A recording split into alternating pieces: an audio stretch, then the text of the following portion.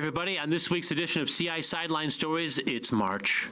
So we're talking basketball. Arch Madness and March Madness. We're going to preview this weekend's Missouri Valley Conference Tournament in St. Louis at Enterprise Center. Talk to both Ryan Peden, the head coach of the Illinois State Redbirds, and Brian Wardle, the head coach of the Bradley Braves. And we're going to also talk March Madness. Two area girls basketball teams are playing for state championships this weekend at CEFCU Arena in Normal, the DMAC Chiefs and the Washington Panthers. And we're going to hear from both sides there. Welcome to our CI Sideline Stories podcast. We're here every week trying to give you some longer form interviews. You know, on a television sportscast, we get maybe 3.5 minutes, so we don't have a lot of time to sink our teeth into these interviews. So this is the platform that we do that. We hope that you are enjoying our weekly CI Sideline Stories podcast at CIProud.com and also at the WMBD Plus app for your Apple, Fire, and Roku TVs. And tell your friends about it because we are enjoying the feedback we're getting about our weekly podcast here.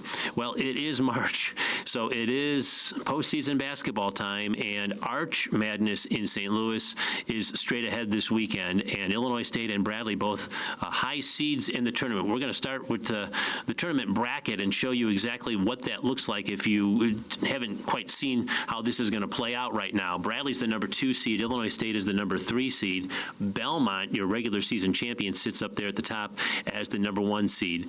The action begins on Thursday night with 3 games, an afternoon game actually at Enterprise Center on Thursday. Southern Illinois and Drake will be the first game of the Valley Tournament, and the winner will play the number 1 seed in the tournament, and that's Belmont. And at that upper part of the bracket there, Belmont will then play that game at noon on Friday, and then you've got Murray State and UIC in the 4-5 game at 2:30. But most of us in Central Illinois will be watching what happens on the back end of the Thursday night games. Valparaiso takes on Indiana State at 6 o'clock on Thursday, and the winner of that game advances to play Bradley. That'll be a 6 o'clock quarterfinal game Friday night at Enterprise Center in St. Louis. So Bradley awaits the winner of Valparaiso and Indiana State. The Braves split their 2 games with Valparaiso.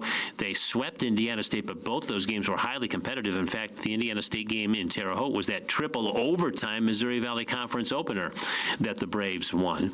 And then the final game of the night on Thursday will determine Illinois State's quarterfinal opponent. It's Northern Iowa, the 6th seed, taking on number 11 Evansville, and the winner advances to play the Redbirds, who are the number 3 seed. That game will tip off at 8:30 on Friday night at Enterprise Center. The Redbirds swept both games with Northern Iowa. They split with Evansville, beat Evansville in Normal, but lost the game on the road at Evansville. So that's kind of what the bracket looks like right now, and we'll see how this whole thing plays out. Everybody talking about how wide open this Missouri Valley Conference tournament can be. So get a look at that bracket now, because and the seeds may not mean anything when we get to Sunday, but it seems like it could be a wide open weekend in St. Louis. And what about Bradley? Well, the Braves had a really solid season, and they come in as the number 2 seed after this victory on Sunday at home over Murray State in the regular season finale. The Braves finished the regular season at 20-11, and after UIC got beat by Indiana State earlier in the day, the Braves had a wide open door to take the number 2 seed, and they took that number 2 seed by beating the Racers. And so the Braves are number 2 in the seeding, and just a remarkable coaching job by Brian Wardle to get this very young team to this position. And the Braves, again, await a Thursday night game to see who they'll play on Friday. We talked to Brian Wardle, asked him about getting ready for Arch Madness with a young team, and just exactly how his team did this when it was a young, inexperienced team, and yet somehow, some way, it navigated the ups and downs of the Valley Tournament and wound up being the number 2 seed. And here's what Brian Wardle had to say.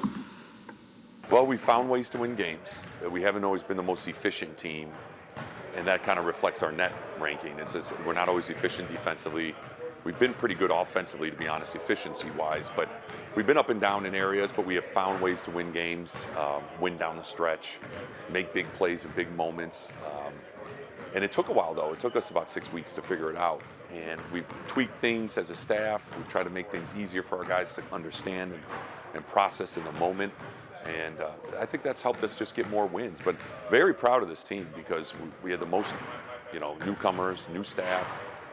We're the youngest in the league by age. Like, we have 21-year-old freshmen. That's probably going to win Freshman of the Year. How can you be 21 and win Freshman of the Year? So we have like true freshmen that are 18 and 19 years old, and so very proud of where we were at. And we could still get a little better this week. We got to play smart. We got to play really efficient this weekend, but defensively, we got to show up for 40 minutes every game. And now you enter the third season with a young team. A lot of these guys, this is still new for them, what you're about ready to go into. Yeah, I mean, we probably have 3 guys on the roster that has hit double-digit minutes in Arch Madness. Like Corey had a few games, but at 10 minutes. Kwani played about 12 minutes, and Meta played about 15. So last year in each game. So it's not a lot of minutes coming back in Arch Madness, but we're going to have to lean on, my experience and the coaches, and hopefully we can get them ready to play. What is it like this week? You don't even know your opponent until Thursday night. It's unlike any week all year. Yeah, it's an up-in-the-air game. I mean, even though Valpo finished ahead of Indiana State's really scary. They lost 9 games by 4 points or less. They were we beat them twice in 2 close games. Same with Valpo, we split in 2 in good games. So anyone can win that game. So what we do is we try to just prepare for Valpo's main 1 or 2 things, and Indiana State's main or 1 and 2 things offensively. And then really it's about us doing what we do well, 80% about Bradley, 20% about our opponent. You try to keep it as business as usual this week, or is it different? Yeah, there's an excitement already. I mean, there's going to be excitement, maybe a little nerves, but mostly excitement. But it is about continuing for us to improve. We still must play smarter, and we must talk better and listen better and execute better. And so that's the big focus this week, is how do we continue to improve that, lock in, be more focused, and execute better in certain areas defensively and offensively. And some of you guys are picking up awards. Montana, all bench, Kwani, most improved in the league. Sure. The rest of the league is seeing what's happening here. This is great. Yeah, well-deserved for both of them. I mean, Montana's about the biggest spark plug anybody has in our league off the bench. And, should be all freshman team, but he plays behind a player of the year candidate and another all-league guy in Alex. So he's the one freshman that doesn't probably get the minutes as the other freshmen do. But our league has a lot of talented freshmen this year. So it was a good year for young guys in our league. But both of them very well-deserved. Hopefully we get some other guys that are deserving. And we'll see how it goes. Is this still a fun week for you, as nerve-wracking as it is? No, it's just fun. I've done this for 11 years now at Arch Madness, so this is a good time for me. It's a challenge to get this group focused, but also loose with focus. You don't want to be tight. You want to be loose with focus going into that game Friday night, and that's the goal. And that's Bradley head coach Brian Wardle as he gets his team ready for Arch Madness. Again, they're going to await a winner of a Thursday night game before they know who their opponent is, either Valparaiso or Indiana State. And to update some of those awards, Jaquan Johnson, first team all-conference. He's also on the all-defensive team to go along with his award or his honor on Tuesday as being perhaps the most improved player in the league, and Montana Wheeler on the all-bench team, and Alex Hubricks, the transfer in for Bradley, third team all-conference. We're going to take a break. When we come back, we'll talk Illinois State Redbird basketball, as the Redbirds are the number 3 seed going into Arch Madness, and that's when CI Sideline Stories continues.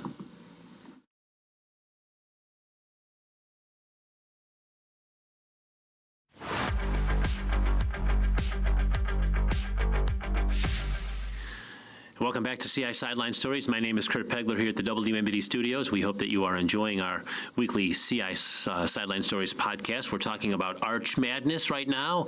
We just finished up our conversation with Bradley head coach Brian Wardle. We're now going to bring an interview in with Ryan Peden after he met with the media after Sunday's victory for the Redbirds. ISU finishing the season strong with wins at Northern Iowa and at home against the number 1 team in the league, and that is Belmont, and that has helped Illinois State earn the number 3 seed in the tournament. The Redbirds could have really been anywhere between 2 and 7, I think, going into the last couple of games of the season. So this was a big finish for Illinois State, and the Redbirds have earned that number 3 seed with a 20-11 record. They won 12 games in the Missouri Valley Conference, and this is the first time that the Redbirds haven't had to play on Thursday night since the 2018 Arch Madness tournament. So the Redbirds certainly a step up in class as far as that is concerned. And again, they will await a Thursday night winner to play on Friday in the final quarterfinal game. Big win on Sunday over Belmont, the number 1 team in the league, and that has given the Redbirds some confidence going into the game on Friday in St. Louis, and they've got an all-conference player, first-team all-conference player in Chase Walker, and this is what Ryan Peden has to think about what's headed his team's way coming into Arch Madness. I mean, it gives you a little bit of momentum. You know, the win one, lose one, that you know, that's for the birds. That was tough. That was a tough month, and you know, I said on the floor out there, I probably wasn't the most enjoyable husband to be around when I got home, or you know, it's tough. It challenges you, and you know, it's not gonna. Very few teams have it very smooth. Belmont's earned that. They were 26-4 coming into the game today, but I think it's good to have momentum coming in. I also think you know, it's going to come down to the 40 minutes that you play on the floor in St. Louis. So it's going to be the hungrier team, the team that's more determined, the team that performs and executes better. You know, it's nice to be able to say momentum heading into the postseason. I think there's some truth to that. I'd rather be playing well than not playing well. But our players know. We've got old enough guys to understand, like, it's about those 40 minutes and nothing else. There's a lot of teams that are going to St. Louis thinking and saying, hey, why not us? And that makes for a really fun tournament. And, you know, Belmont has earned that number 1 seed, no question. But I think there are a lot of teams in the league that can make an argument that, hey, we could do it. And, you know, that is different than the other years I've been a part of this league. I'm not as probably wrapped up in the numbers there. I'm more wrapped up in the process of it all and what we are becoming, right, and what we have become to this point. And I'm proud of our guys. I mean, they've taken some punches, and we've had some nights that are forgettable. Most teams have. You know, most teams have over the course of a 31-game schedule that spans 4.5 months. So I think it becomes more about what you're made of, right? Like your resolve, your resilience. Doug Collins always says this, but, you know, scars can be very powerful things. And everyone has a story. Every scar has a story. And, you know, I wouldn't want to go to St. Louis without some scars. I think that can bring out the best in you. And I've got a locker room full of real competitors, and I'm proud of how they've stayed with it. And you know, I think you know, bright future for our program, and I think that we made some real good strides. I think I would always rather get the bye, but you know, going into the week, there were a lot of teams that could have said that. And there's a lot of basketball to be played in those 7 days. And, you know, most people probably wouldn't have thought we would have gone to Northern Iowa and won after a loss at Bradley, and that we would have beaten the 1 seed, right? But I don't really look at it that way. I think it's game by game. And it's nice to be able to, you know, go to St. Louis and play on Friday for the first time since 2016-17, I believe, 17-18, and yeah, so that's a good thing. I think it makes a difference for sure. If you look at the history of the tournament and the champions, most all of them, maybe all of them have you know, had a bye. Some of the narratives or the, you know, the topics that are talked about leading into tournaments really don't matter as much as maybe the casual fan would think, because it comes down to the things that I mentioned earlier. You know, the team that executes the best, the most determined team, the hardest playing team, the most connected team, all of that kind of stuff. And yeah, that's what we have to do. That's what I'm going to keep our players' minds on, is is just really being focused on the things that we can control. Ryan Pete, the Illinois State head coach. Again, the Redbirds will await the winner of the Thursday night matchup between Evansville and Northern Iowa, and they'll play that final quarterfinal game at 8:30 on Friday night in St. Louis. All right, so that's our look at Arch Madness. Let's have some fun moving forward in that tournament, and we know we're going to have some fun with March Madness. The girls' state basketball tournament is in Central Illinois this weekend, and we have two area teams that head to state ranked number 1 with opportunities to win state championships, and we'll talk about the DMAC Chiefs and the Washington Panthers when this edition of CI Sideline Stories continues in a moment.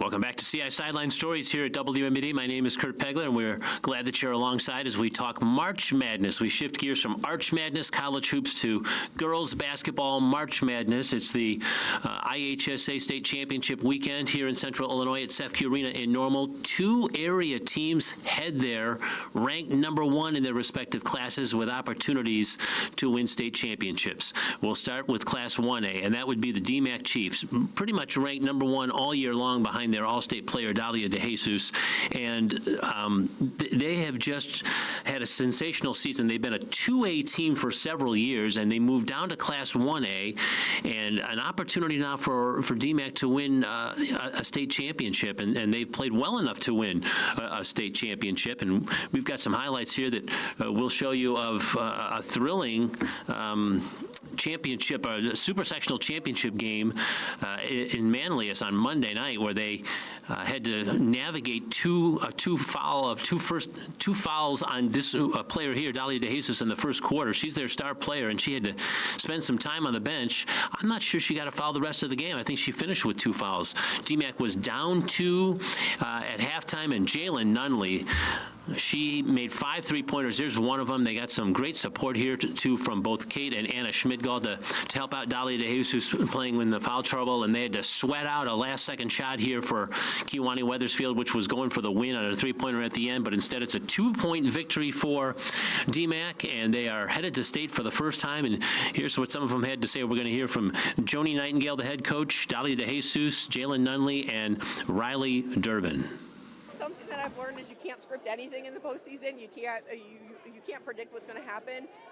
But what we believe in is these girls and their effort and their heart. Weathersfield gave a hell of a game. They attacked our girls and gave them a challenge at all different levels. But we responded. We picked it up on the defensive end. We elevated our rebounding effort, and everybody contributed. We found a way to win with everybody on the floor. We know that we've earned it every step of the way. I'm so proud for these girls. Can't imagine a better way to celebrate the end of the week by being at state in Redbird Arena. I know your girls have gone to games before. You've been there before. What do you think it's going to be like to actually play for the first time in school history on that floor?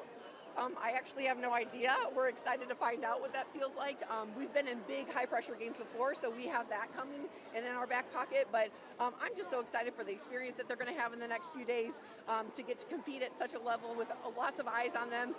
They deserve it because, as you said, they earned it. I owe it all to my teammates. I mean, Jalen, I don't even know how many threes she had, but, I mean, she was insane shooting. Kate was insane on defense. Riley did an incredible job guarding their point guard. And I'm just super proud of everybody. Everybody all around executed very well. These games come down to who's the toughest, and who's the grittiest, and who wants it more, and we wanted it more. How does this sound? DMAC is going to state for the first time in school history. What does that mean to you? It's surreal. I mean, even on that last shot, I was like, no way. Like, oh my gosh. Like, oh my gosh, oh my gosh, oh my gosh.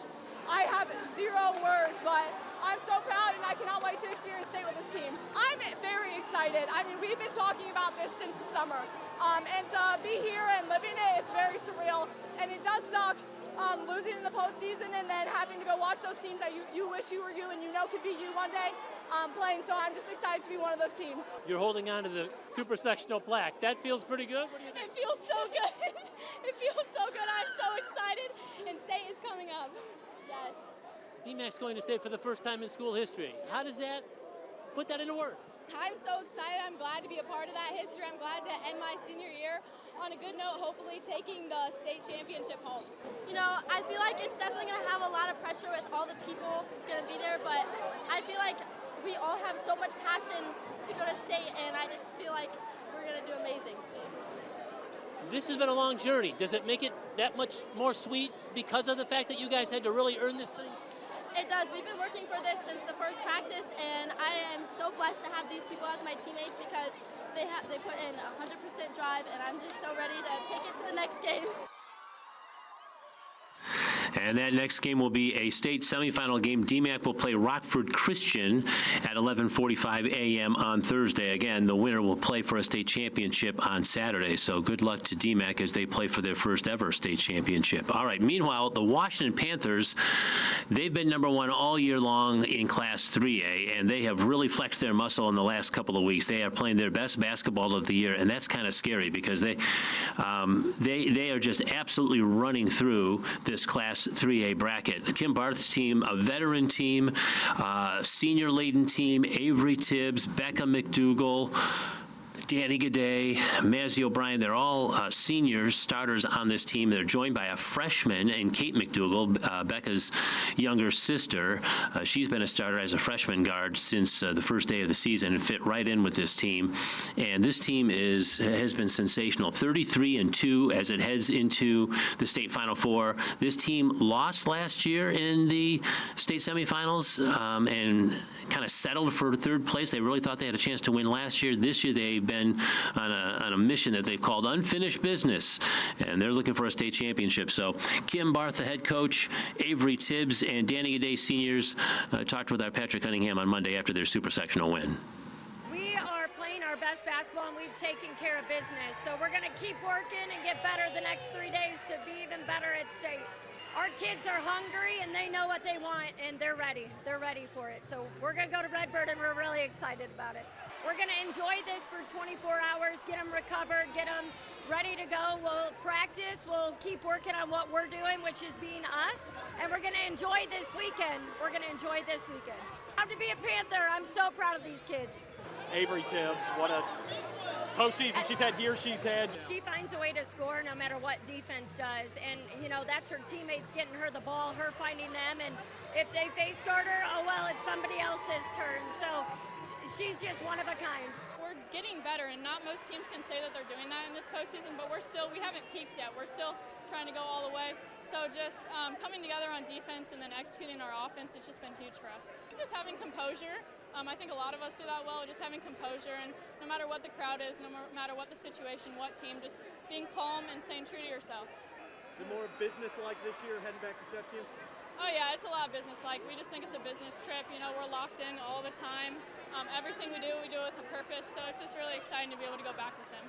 She really handles pressure so well. I think she's just one of those players that you put pressure on her, she's just a dog. She's going to come right back at you. So I am really happy that I have her on my team. She's great. I always know that I can find her if I need any help, so it's great to have her on my team.